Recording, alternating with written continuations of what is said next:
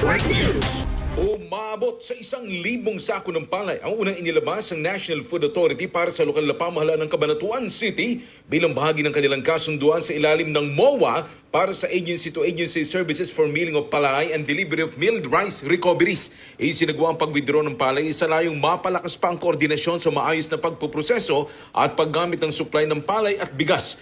Pinangunahan ng mga opisyal ng NFA Nueva Ecija kasama si Mr. Joseph Apan na kumakatawan sa LGU ng Cabanatuan ng paglalabas ng 1,000 sako ng palay mula sa warehouse ng NFA. Sa ilalim ng kasunduan, ipoproseso sa milling ang palay at ihahatid ang makukuhang milled rice recoveries na maaaring gamitin sa mga programa ng lokal na pamahalaan para sa pagkain at kapakanan ng komunidad. Bahagi ang hakbang ng patuloy na pagtutulungan ng NFA at ng LGU Cabanatuan upang mapahusay pa ang pamamahala ng supply at makatulong sa pagsusulong ng food security sa lalawigan. Kasama mo sa Arimen Nueva Ecija, Radyo Man Ace Blanca, Tatak Arimen. RMN Network News.